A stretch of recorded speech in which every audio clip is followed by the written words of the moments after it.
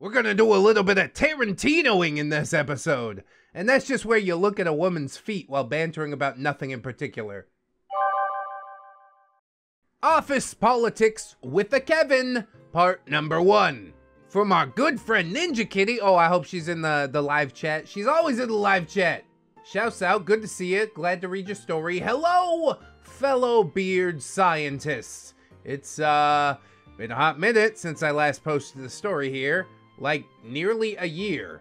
I've been trying to write up a story of some bronies that got banned from a comic store that I used to volunteer at, as well as some of the stories from my childhood being raised by a legbeard, but 2022 was just not a kind year. In fact, if you like, starting with my next part, I can go into what happened to me last year, since it does weirdly tie in to how I was forced to work with the specimen of this series. After all, what is life if not a strange series of domino effects leading to greater outcomes that no one would have ever expected? My tale may be tragic, but Kevin's is tooth-grindingly dripping with schadenfreude. And that's what schadenfreude. That's what we're here for, honestly. The legbeard stuff, it sounds dramatic. If you need to tell it, you can tell it. But I'm really in the market for like gross, derpy beards at the moment. I don't want to get too emotional on camera no more, okay? Anyways, so let's freaking go. This first proto-Kevin story, ironically, will not feature Kevin. Instead, it features a proto-Kevin that I will call Devin. I thought of calling him Chemo, like Kevin Demo, but I was scared that ReddX would pronounce it like chemo. And I did. And though interacting with Devin sometimes felt as excruciating as slow dripping poisons directly into your veins, at least chemotherapy does serve a larger purpose. Devin would prove to be a disaster of a person to such a caliber that no one could really predict it, and he has caused issues that I am still trying to fix nearly 3 months later. I'm kinda into Devin as like the Delta version of Kevin. Not an alpha, but definitely not a 1.0 either. So back in mid-January, I was working hard to train some of my coworkers to know how to do my job. Well, you're just training up replacements, ain't you? Don't fall for it. At this point in time, I was the only buyer in my company, and I had been since October. Even before my senior buyer moved on to greener pastures, I had been the one largely in charge of placing orders, chasing down items, doing expedites, and anytime I'd been out for more than 2 days, the whole office would crawl to a stop, with people freaking out as to what to do without me. See, that's when you twist some arms. That's when you're like, I need a pay rise. Mr. Krabs, can I have a raise? No. Now, I know that sounds like not so humble bragging, but when the top of the food chain comes halfway across the country to thank you personally for handling an issue with a military project that could have gone real bad had we not saved a paper trail showing that we weren't to blame for the 4-month delay of a project that could have cost $250,000, then you start to realize what sort of pressure you've willingly put yourself into. I hope you're being compensated justly. There definitely is some humble bragging, and I'm hoping that we're going to move past this in relatively short order. Although I will say, I'm glad you're good at your job and that you enjoy it. So, as such, I was making a step-by-step slideshow on how to place orders or customer supply orders since I was about to go out of town the following week to go on a week-long trip with my family. It was as I was explaining how to submit info into Purchase Advisor that the production manager, let's call her Faye, walks into my cubicle with a troubled expression. Hey kitty, do you have a moment? Yeah, just working on the slides like you asked. What's up? Well... Faye pursed her lips for a moment, looking a little frustrated before finding her words. You know how we've been looking for a new buyer ever since Sergeant left? Yeah, I know you had a lot of people coming in. Well, the good news is that we found someone. I must have made a face because Faye reluctantly followed up with, well, Caligula hired this new guy. I never actually got to meet him. Well, that's not good already. He's the friend of a man named Caligula, okay? It's not gonna go well. Great name choice, by the way. It's really painting a picture for me. And there, indeed, was the rub. Caligula is our location manager. Caligula had been a little bit of a narcissist, but without Sargent to openly defy him, he had gone straight up into a power trip where he felt like he had to prove what a capable leader he was. Hell, on the day of the company Christmas cookie exchange / ugly sweater party, he made a female employee cry and then proceeded to passively aggressively shame her in front of the whole team via a mandatory group meeting with a speech that was at least 30 minutes, which could really just be summarized into the phrase, "If you hate working here so much, then leave." 3 employees quit within 2 weeks of this incident. I don't know, stupid prizes, I suppose. How dare you ruin the cookie exchange / ugly sweater party? Don't you know office parties are supposed to be fun? In some parallel universe?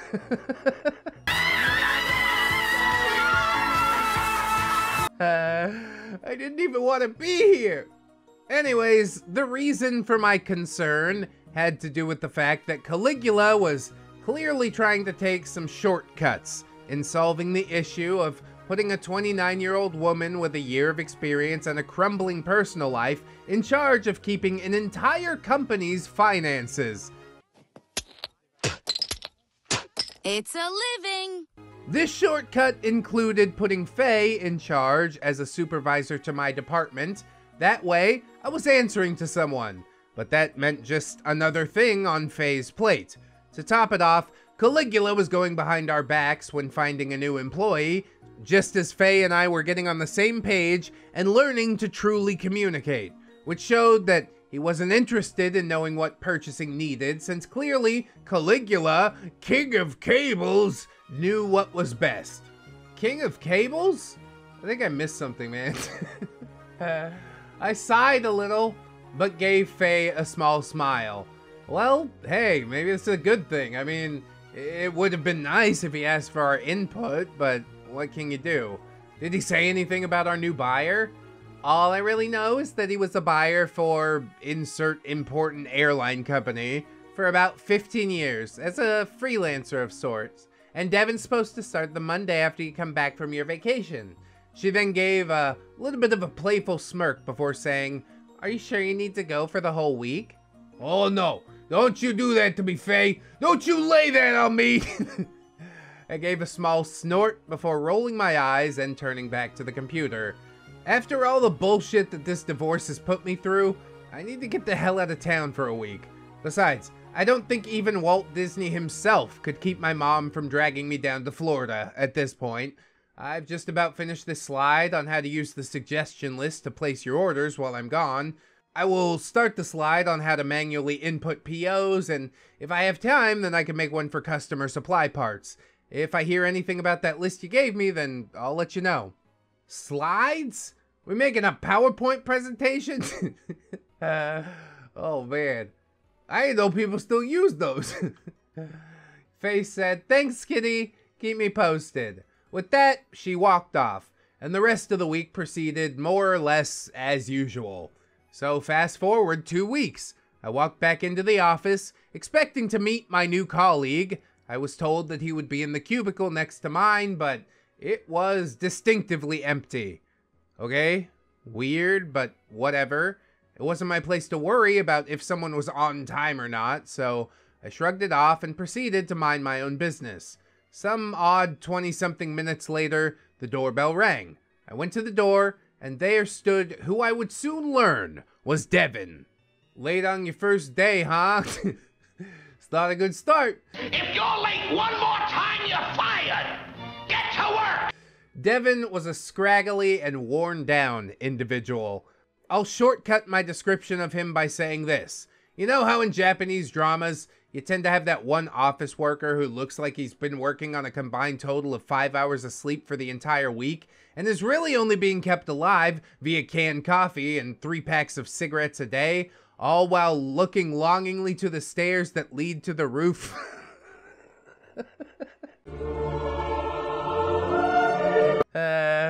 It's so oddly specific. But yes, it's a fine description. So picture this poor, barely kempt husk of a man whose dreams died long before the blade of his razor dulled too much to tackle the whisper of whiskers on his upper lip and put him into khakis and a sloppy dress shirt. He stood a little hunched over, almost like he was uncertain if he was in the right place. He gave a wry and nervous little smile before speaking up. I'm looking for, their manager. I think their name starts with an A. Bro, you probably should have made a note of some of this stuff. Yes, I'll come in on Monday. And who do I ask for?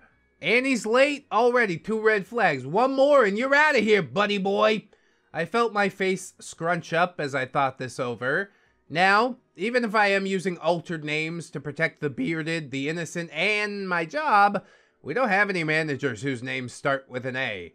Faye's real name could sound like it starts with an A if you missed the first letter, but I proceeded to press on. Did you happen to speak to someone before you came over? Yeah. Do you happen to know if it was a man or a woman that you spoke to? He gave me the human equivalent to the dial tone, and I smiled politely at him. I'll tell you what. Why don't you come in, and I'll see if I can find either Faye or Caligula. That's them! Faye? Yeah, maybe her, but calligraphy hired me. Who? Calligraphy hired me. Yeah, sure, whatever, dum-dum. Sit on down, okay? I'll try to teach you something. I blinked for a moment. Caligula's IRL name might be slightly unconventionally spelled, but it's phonetic enough to not mess it up. And this guy completely whiffed our boss's name. Honestly, that sounds funny to me, if anything. Be like, hey, go say hi to him. Make sure you greet him by name. He loves that. Just see if he'll correct him. Still, this guy was new, and I suck at remembering names, so I don't know. Who am I to judge? I mean, that's the whole reason we're gathered here, isn't it? A bit of judgment. It's fine. I returned the polite smile to my face. Oh, so you're the new purchasing team member. Nice to meet you. I'm Kitty. Faye said you'd be next to me, so I'll show you to your cubicle so you can settle in, and then I'll go find her. He did not return the greeting, nor did he give me his name. I'm a mystery man. Whoosh. I showed him to his desk before I scurried off, and I let Faye know that our newest team member was here. You'd think that she'd be thrilled, but she furrowed her brow and checked her watch. He only just came in. He said he'd be here at 7:30, and it's past 8:20. She stood from her desk in the warehouse and asked that I join her and the new guy in the meeting room so we could all be introduced properly. And also you can probably dress him down for being an hour late. That's on your first day? It's crazy. So the first meeting itself was pretty uneventful. Besides Devin reiterating what we already knew, 15 years of purchasing experience, last job with a major airline company, was hired by Caligula. I also got his name about halfway through the meeting. His name was asked at the beginning, and it took Faye asking him at 3 separate points to, you know, answer that basic question. That is really weird. Something's off about him. We learned that he was married with a kid, and that his wife had threatened to divorce him if they continued to work at major airline company. Devin said that he has a hard time separating from work and personal life, and how he's thankful to be back working in an office. He asked about my commute time, and when I relayed that I have to drive 40 minutes just to get to the office, Devin scoffed and said, I would never work that far off again. I'm so glad I worked just 5 minutes down the road. Okay, so far all of this, like, not very tactful, but I don't know if I could be like, okay, that's the 3rd red flag. You're out of here. He's a weird guy. You want to watch that guy real close, but I don't know, maybe he can pull it around. But then would it really be a story? Devin's short statement about his commute got a look from Faye and I. The obvious is because this dude was nearly an hour late to work on his first day, despite being 5 minutes down the road. The other reason was because Faye knew that this was sort of a sore spot for me. I had been only 15 minutes away, but with me being mid-divorce and paying off some hefty medical bills, well, there was a reason that I was now stuck with an hour-plus commute back and forth 5 days a week.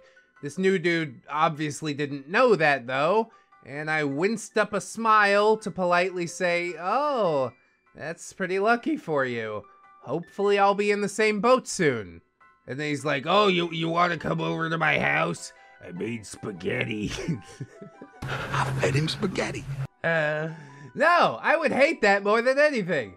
The rest of the meeting was pretty uneventful, and as we all left the room, Faye did pull Devin aside to chide him for being so late before asking him to follow me to my desk to learn how we do things in our company, as well as some of the tips and tricks to get our system to work, since Devin had never worked with ROS before. What do you want to bet he's lying about all 15 years? This pseudo training ended up being a different kind of uneventful. You see, Devin had brought a notepad and a pen to learn how the system worked. Both went completely unused.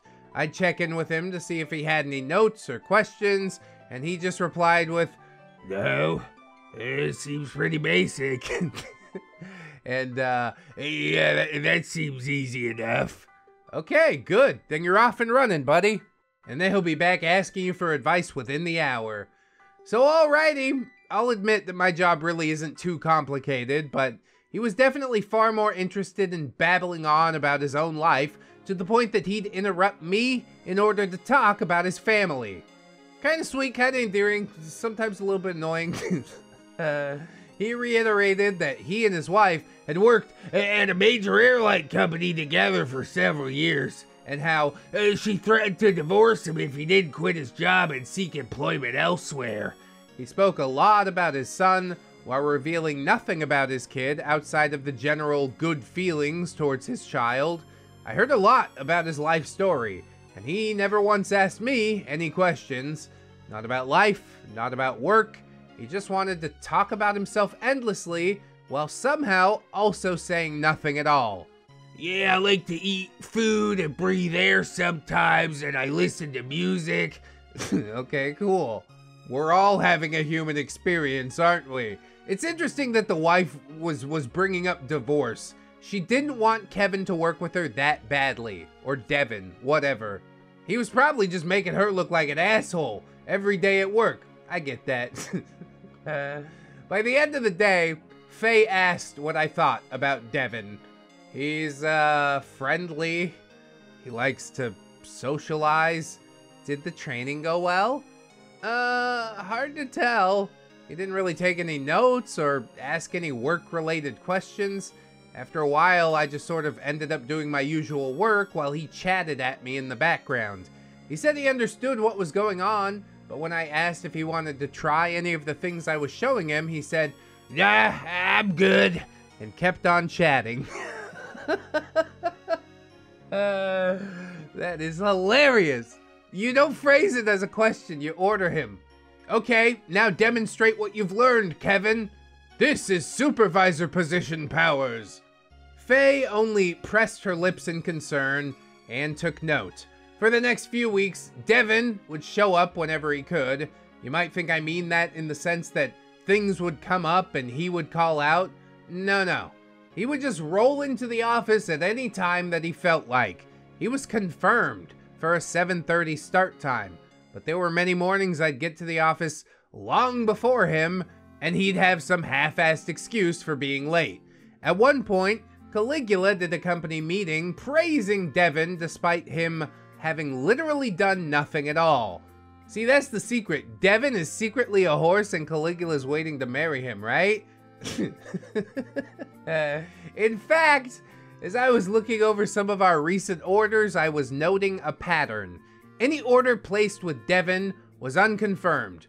Prices were just all over the place. He was sending requests to the wrong vendors. Think ordering fans from a place that specializes in wires, despite our suggestion list naming someone else for those particular items. I mean, I guess the vendors are gonna send the list back with corrected pricing and stuff like that, but I don't know, man. Like, you're just making everybody's job harder. Why must we do these things? Eventually, corporate decided to bring Devin into headquarters for a week's worth of training since they realized he was causing a lot of issues. 2 days after coming back from his corporate training, he tried having me order a military-grade item for a government contract off of Amazon, saying, this part isn't available anywhere else. Kitty's the only one with authority to buy off of Amazon in this office. He had been given the task of buying this one item and spent 4 hours trying to find the part. I mean, he did find it eventually in completely the wrong place and 100% overpriced. But he did find it. Devin whined to Faye about the impossibility of finding this part, which I managed to find and purchase and confirm shipping from the vendor that we had in the vendors list. The look on Faye's face was almost on par with Kenshiro from Fist of the North Star. Yeah, throttling him sounds pretty good right about now. I'm gonna be honest with you. I don't like it done too much.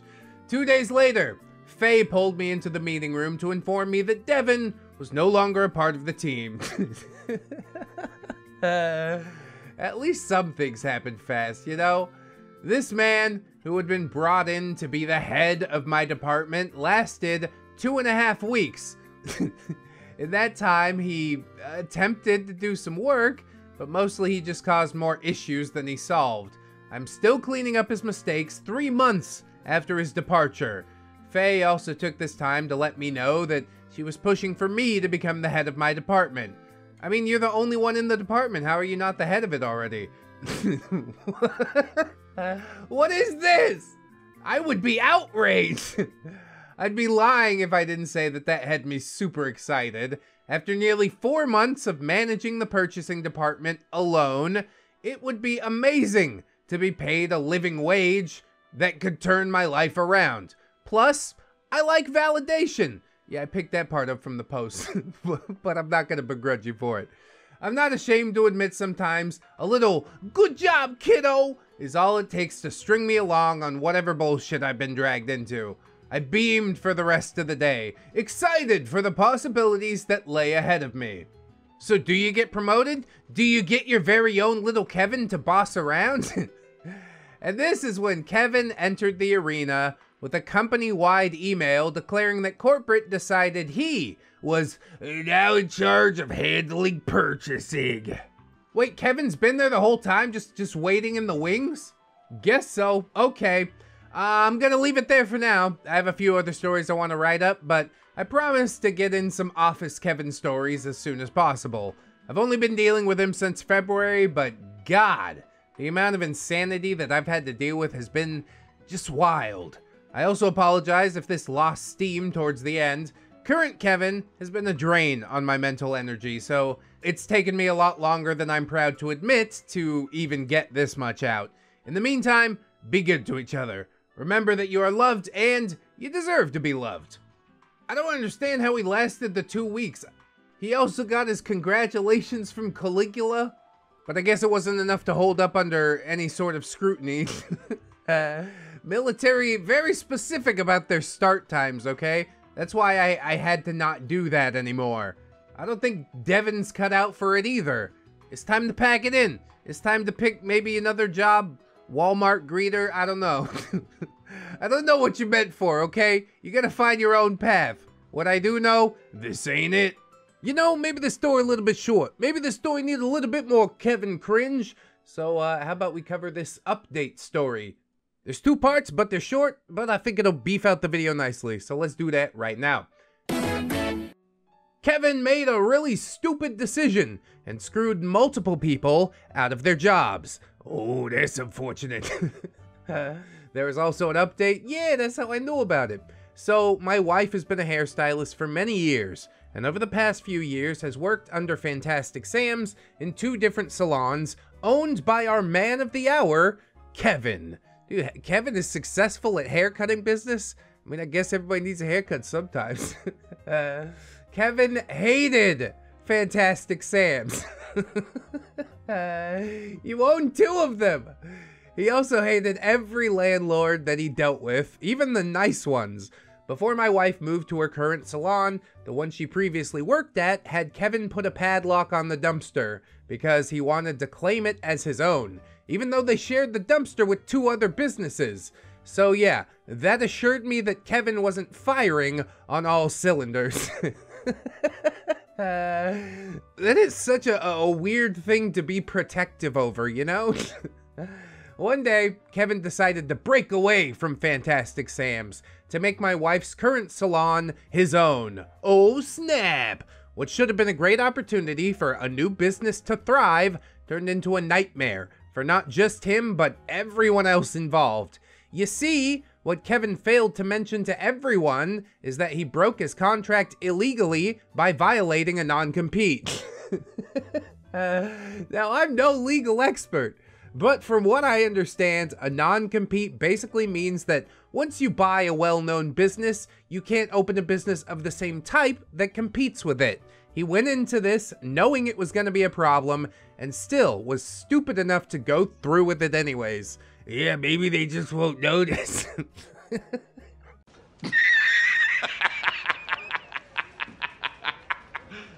You serious?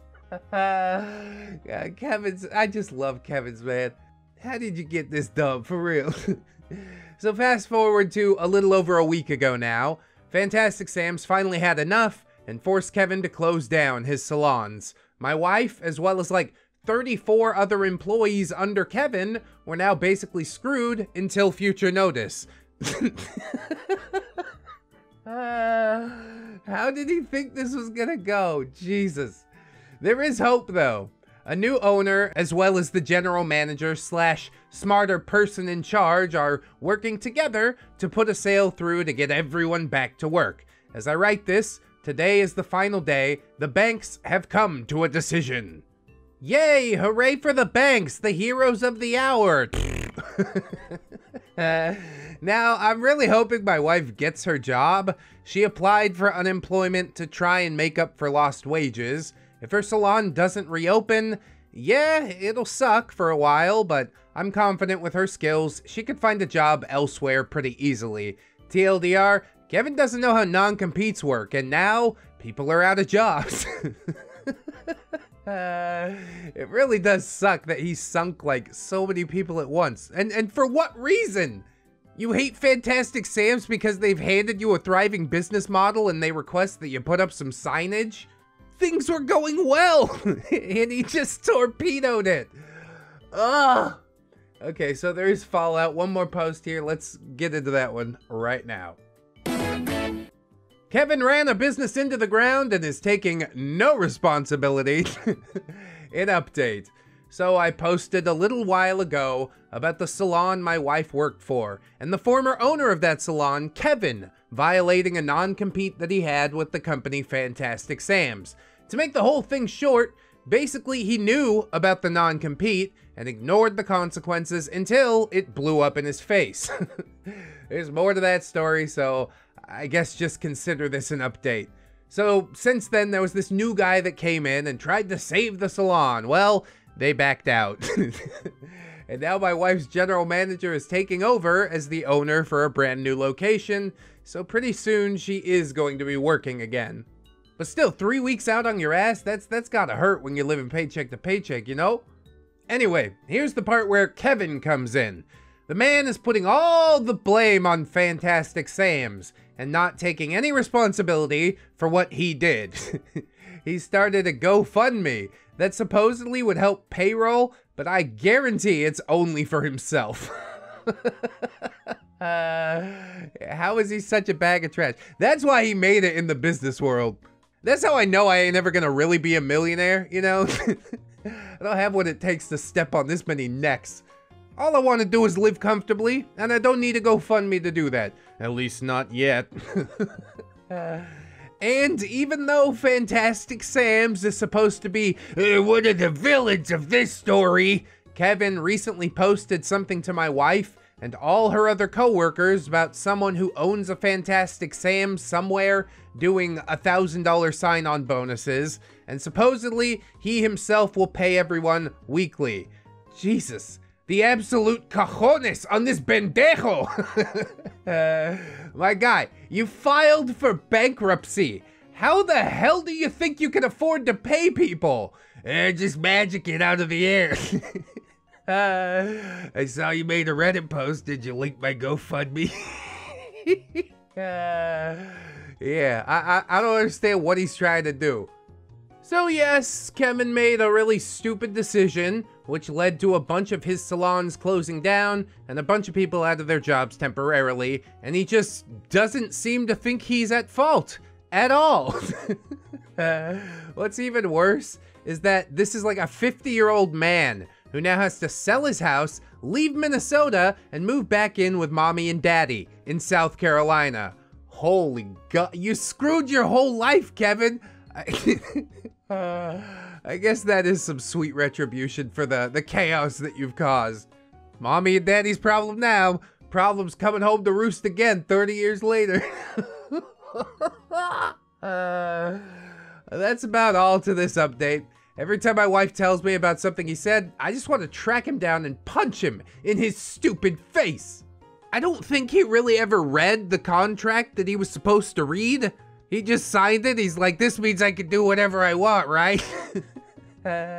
Obviously, he ran some successful businesses. He's not completely gone upstairs, but I think it is correct. He's not firing on all cylinders. The fact that this man is more successful business-wise than me,